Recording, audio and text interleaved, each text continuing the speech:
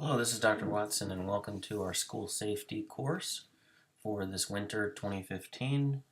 In this video, I'm going to go over a few basic ideas related to school safety and try to give you a framework, at least the framework that I'm using to inform my thinking about this course for you, and introduce the three assignments that I'm going to ask you to do. And I'm going to discuss this in the by means of talking about context issues and responses as they relate to the topic of school safety. First off, let me share a potential analytical framework for you in thinking about school safety and what I like to call the school safety debate. I view this debate, the discussion of the topic, as essentially framed by two contrasting perspectives or interpretations on school safety. And these two perspectives become extremely evident and obvious in those tragic situations that we encounter periodically with school shootings. Of course, the most traumatic one that we've experienced recently, what happened at Sandy Hook in Newtown 2 years ago. And thinking particularly about the political and national reaction to that tragic event, these two perspectives became very clear. The perspectives of thinking about school safety in terms of security on one hand and climate on the other hand. In the center of the graphic here, you see basically the nested ecosystem of contexts that we're talking about. In terms of mass media, this is frequently framed as a national issue. For instance, national discussions about school safety, keeping kids safe, gun control, and these types of topics. But of course, it's also a state and a district issue. Policy is largely framed at the national level, but created and implemented at the state level, then interpreted at the district level, and of course it's our classrooms within our schools, and more importantly, the actual daily interactions of kids with each other, kids with adults, adults with kids, and vice versa, that brings real meaning to these discussions of school safety. Depending on which perspective you come down on, security versus climate, it basically comes from, the perspective emerges from those individuals' perceptions of what the actual threat is to the safety of students and the preferred response in relationship to that threat. And so we see we have two areas there that can differ a great deal. And of course, I'm generalizing and simplifying a bit to talk about two specific perspectives. But if we lump things together, these perspectives seem to account for the majority of the viewpoints on this issue. So on one hand, in the security side of things, the essential perceived threat of people looking at school safety from this perspective is the context, is the incidents that we see at the national level in the media. Of course, they're happening locally. School shootings, attacks within schools, people coming from the outside, be they students, children from other schools, or adults, whether they know the students or not. The perceived threat is essentially an armed attack or assault on students or teachers, either inside or outside of the school building. That's the primary perceived threat. The preferred response that seems to come from, and it's understandable if that's what you perceive the primary threat to be, the preferred response seems to be thinking about school security overall. So personnel, procedures, policies, characteristics of the building, infrastructure. locked doors, cameras, and keyed entries, intercom systems, bulletproof glass, metal detectors, a host of other building and perimeter and visual factors that we'll look at in greater detail when we look at some of the standards for school security. These types of points are what are brought up, and that's where the emphasis is in trying to make schools safer. Basically trying to make the building a safer environment from both external attack and to be able to respond more quickly to something that happens inside of the building. So that's the security perspective. And again, if your perceived threat in terms of school safety is that these armed assaults are the greatest threat to our students, then it is understandable to think about security in that way. However, even within that security debate, there is room for a lot of variation. So on one hand, we may have I'll say the radical perspective of the NRA and their School Shield program, and advocates that support arming teachers and inserting more weapons into the school for defense purposes.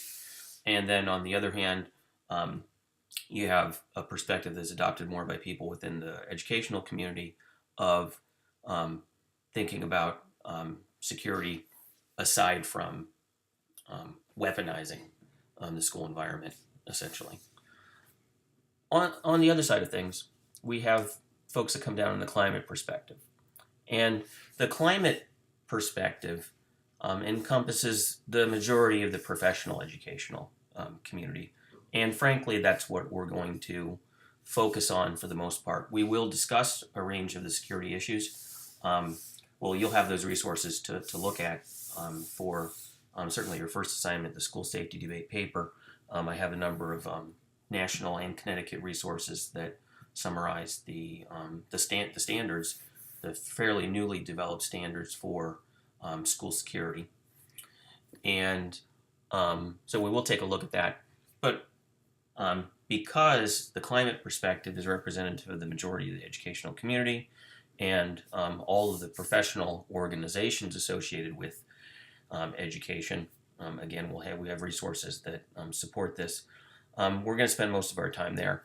From the climate perspective, the perceived threat to school safety is primarily one of school climate, school culture, what types of interactions and behaviors are characteristic of the school environment amongst the students themselves and between students and teachers, teachers and students, and anybody else coming in or out of the building.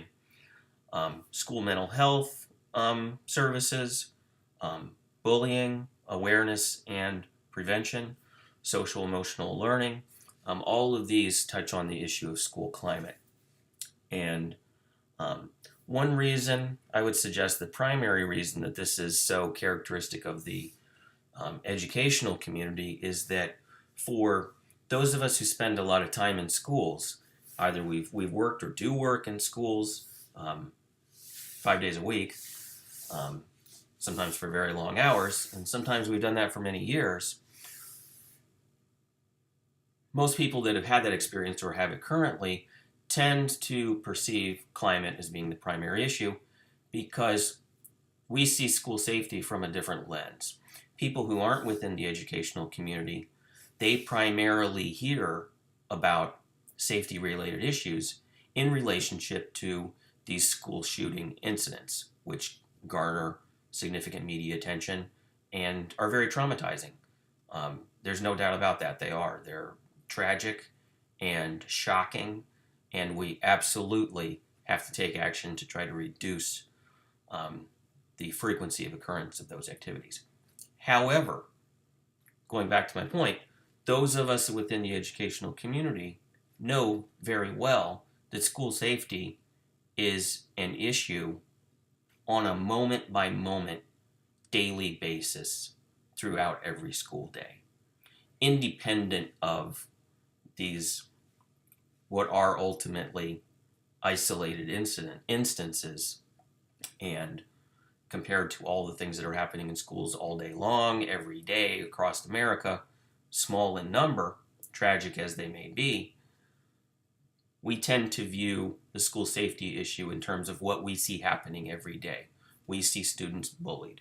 We see students engage in that aren't able to engage in appropriate conflict resolution strategies. We see students that are alienated and are not connected. We see students with severe family issues, behavioral problems, mental health issues who aren't being appropriately serviced either inside or outside of school. And from a developmental perspective and our experience with children, we know and understand the cost and the consequences of these types of things on the lives and the mental health and ultimately the short and long-term safety of students. So we tend to view the perceived threat as more of a broad-based climate issue and have the perspective that working on school climate is ultimately the greatest investment that we can make to promote school safety. While at the same time recognizing that appropriate and measured security measures need to be in place too, and there's most definitely room for improvement in that regard. So those are the two perspectives that I'm presenting to you to think about this issue within. So again, let's keep in mind that this issue looks a little differently depending on which context you're looking from.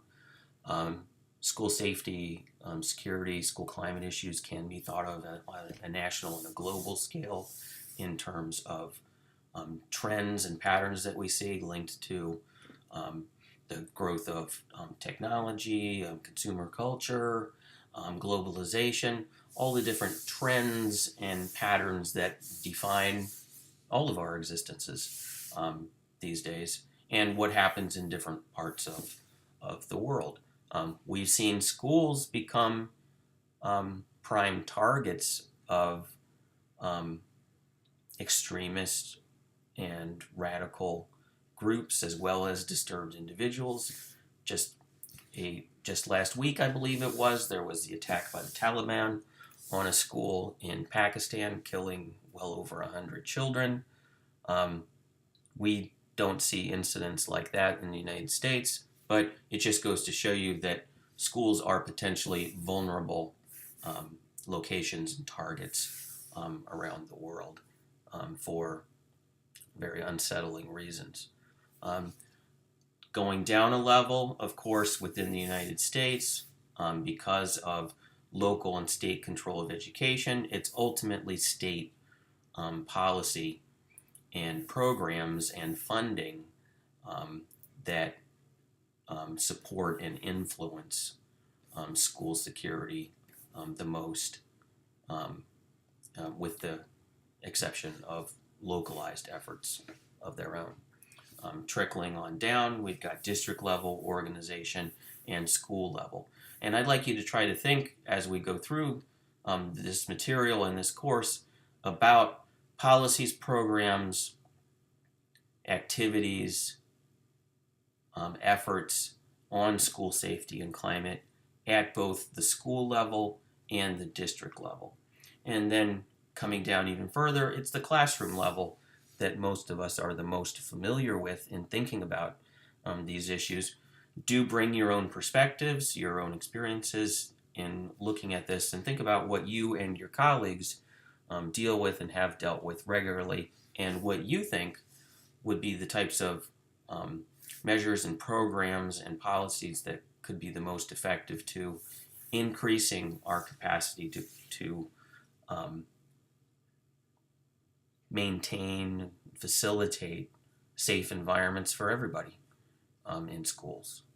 And then finally, the interpersonal level.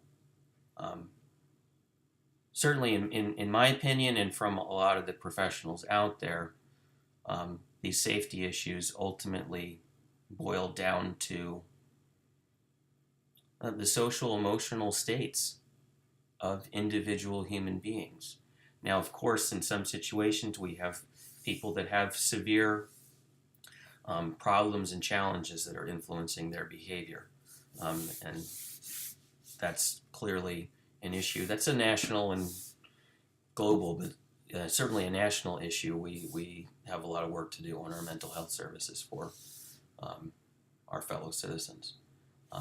But even setting that type of an example aside, for typically adjusted and developing individuals, interpersonal habits of behavior, communication styles, engagement strategies, and conflict resolution behaviors, all those types of things that we talk about under the umbrella of social emotional learning, are key issues that frame whether interactions are safe or unsafe or can become potentially dangerous and threatening.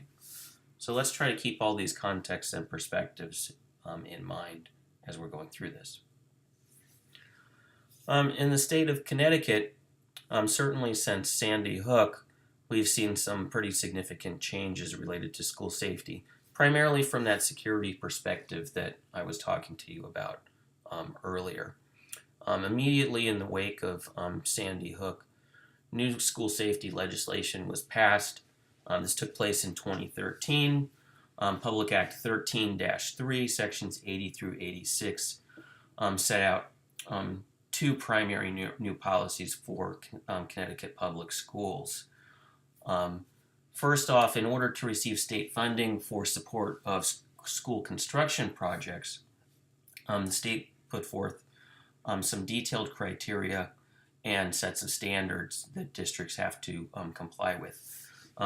There's a report by an organization called the SSIC that was created by the state for this purpose, that summarizes this debate and the standards, and that's available in the Topic 1 block on Moodle, and I would like you to read that entire report.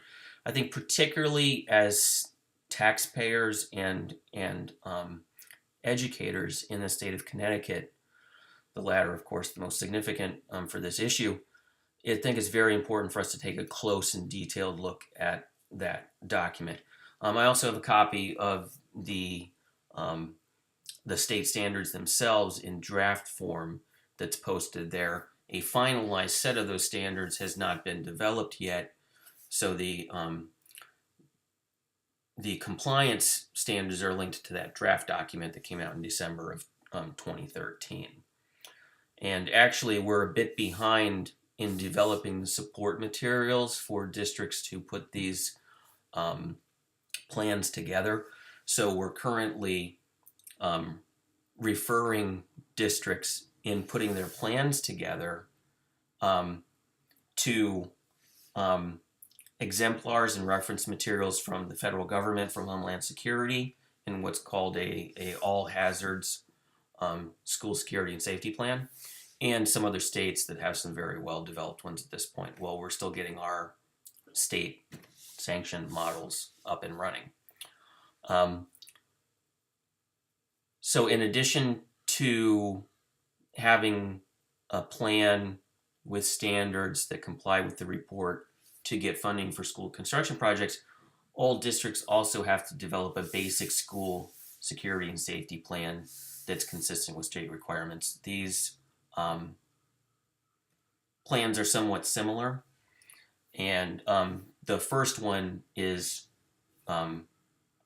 there's a firmer timeline for getting that done, because to apply for grants that the state has for new school construction fundings, particularly security enhancements to buildings, and we've got even more funding from that related to a federal grant that the state just got, and there's a press release about that posted on Moodle.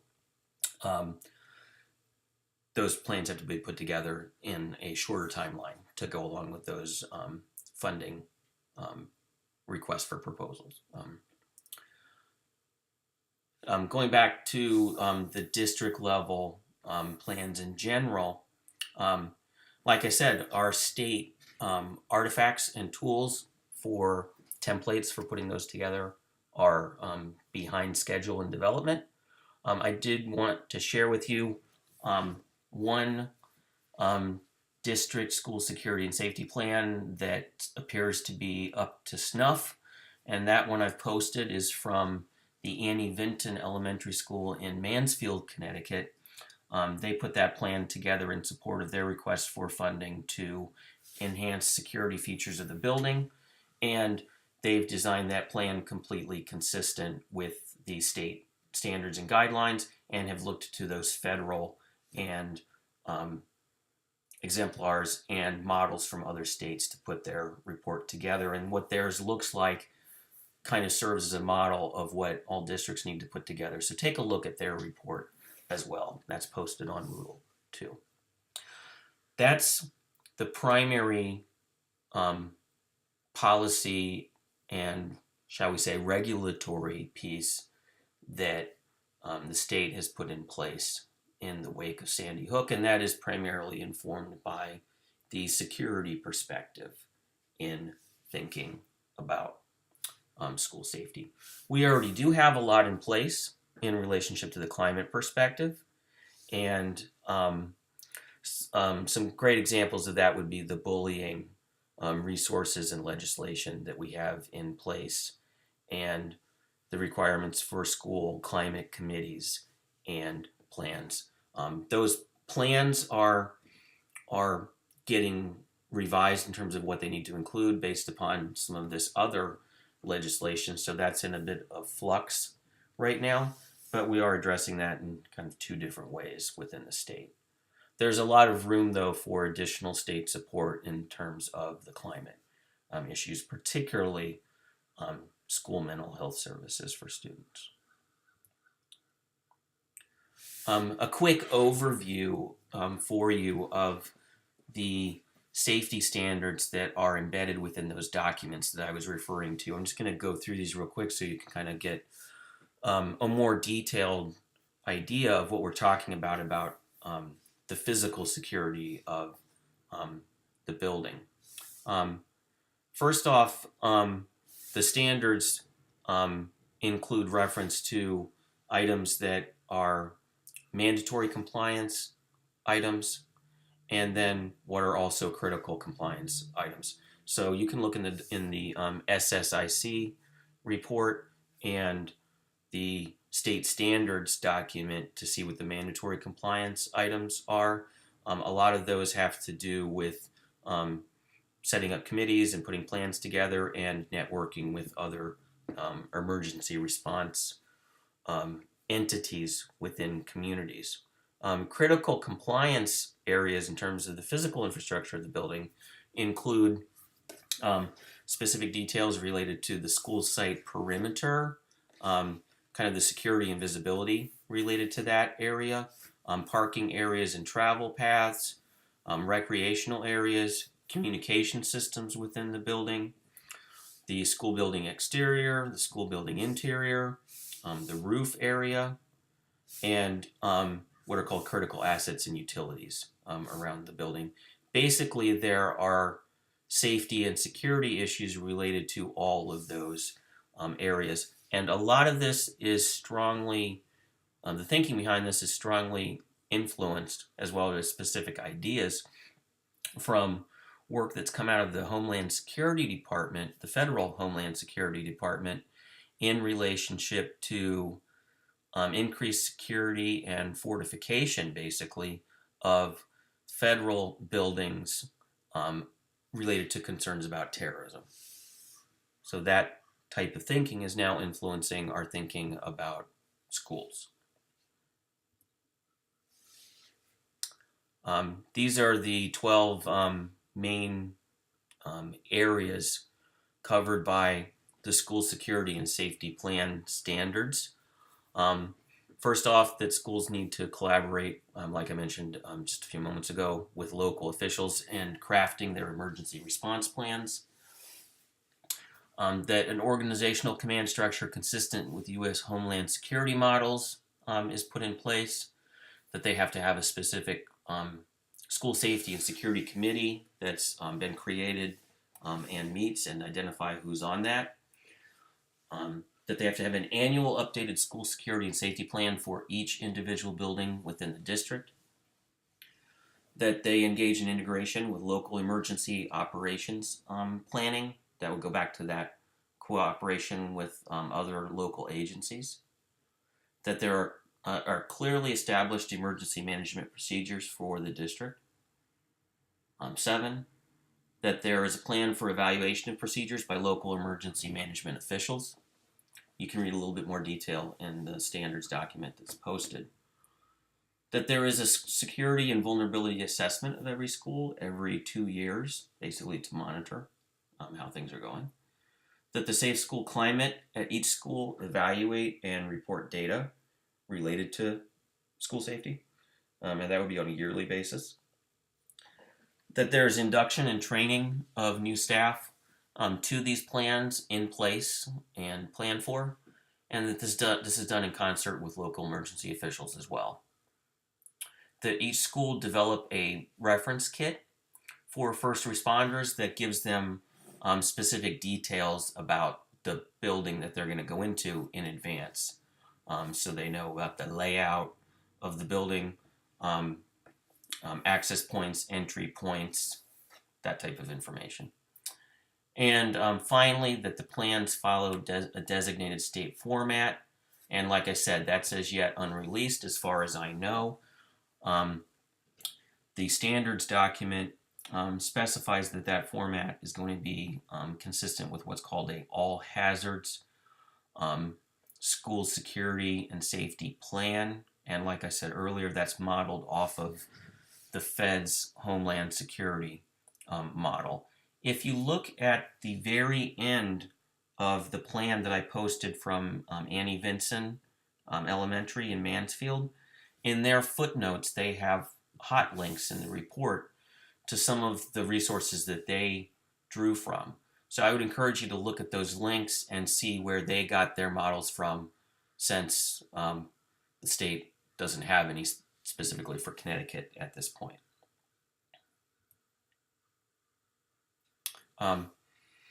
Again, like I summarized earlier, we have 2 key perspectives to keep in mind about school safety, and try to balance these in your mind and keep them in play in your thinking throughout. As educators, certainly as prospective educational leaders or administrators, we need to think about both. It's not that one is more important than the other. Both are essential. However, in the long term, the educational community believes that the climate issue is where we need to have the majority of our time and more, not necessarily more than security, but more in general resources devoted. We're currently throwing a lot of money at the security issue, but we're not seeing an equivalent level of support or even a modest level of support for the climate issues at this point. Again, from a political perspective, it's kind of understandable. Those climate issues are more difficult for the general public and for politicians to wrap their head around. And here are the responses that are typically advocated from the 2 perspectives. Again, like I talked about earlier, from a security perspective, we're basically talking about securing and fortifying the school environment. Infrastructure, armed personnel, surveillance, and emergency response are key strategies. Whereas from the climate perspective, we're focusing more on interpersonal relations in schools and the promotion of positive and healthy psychological and emotional development in our young people. Some questions, critical questions for you to think about while we're working through this course. In your mind, from your own perspective, in your own experiences, what do you think are the most pressing school safety concerns? Think about that and have those in mind as we're looking at different resources and you're working on the different projects. What should inform our thinking in devising response strategies to concerns about safety? What do you think should be our baseline thoughts and criteria about that? Why do some people immediately think security when we mention school safety and others immediately think school culture? I gave you a few reasons for thinking about that, but keep thinking about that because those are important questions. And then finally, can these two perspectives be reconciled? I would suggest that they have to be, and that we're going to create the safest schools by finding a way to reconcile these two perspectives. However, from a political perspective, that's challenging, reconciling the two. So in exploring this topic and these issues, I've got 3 assignments that I'm going to ask you to do. And I'd like you to do them in this order. For this course, you can work at your own pace a lot, but I've sequenced them in a particular way to help guide your thinking through the resources I've posted and in terms of your growth in thinking about the topic. The first assignment is a paper that I call the School Safety Debate. And basically in that one, I want you to take the big picture view and look at the overall debate. I've tried to characterize that for you a little bit. I've posted a number of resources. You can find a lot more online. Look at the instructions for that paper and excuse me, try to summarize that debate based upon the variety of perspectives you see out there on the issue, and also talk about it politically, and take a look at the Connecticut resources I've referred you to, and see how the national debate has influenced the development of policy in the state of Connecticut with these new pieces of legislation and regulations that we have. The second assignment is a school mental health research brief, and if you've had class with me before, 598 in particular, and done one of the research-based practices briefs, it follows that format. I want you to take a look at research on a topic that's related to either school mental health, social emotional learning, or conflict resolution in schools. Summarize some of that research and draw out what you think are some of the best practices indicated by the research in this area. Again, for all of these assignments, there are more detailed instructions and explanations on Moodle in the assignment links. And that's another short paper. These first 2 papers are about 5 to 7 pages in length. The last assignment is a professional development plan. This isn't a paper per se. I've created a template for you to fill out and complete that's posted on Moodle.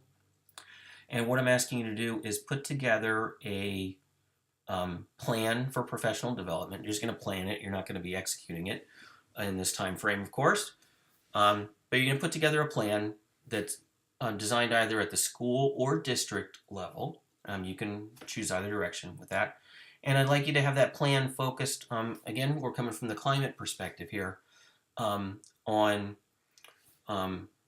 enhancing staff capacity in the area of school mental health services, social emotional learning, or conflict resolution. So you can specify the topic within those parameters. And put together a plan, describe the topic that you're choosing, why you think it's important. You can look at the template for and the instructions for more details on this. Describe what your identify resources that would be used to support and present the professional development content. Identify action steps and the timeline and people responsible for the PD, and describe what type of follow-up and support could be given for the PD, and how you would evaluate the progress and ultimately the results of the professional development for staff. Again, look at the specific directions and template for that. Just complete the template. You can modify it as you need to. It's a word table. You can expand the cells, add rows, delete rows, whatever you kind of need to make it work for what you use to put together. Put it in there, and that can be a combination of narrative text and bulleted items in that plan. And post all of those to Moodle, and those are your 3 assignments. Please be in touch with any questions that you have, and I look forward to working with you through this course, seeing you work and seeing what you think about these important issues that we have to deal with in our schools. Take care.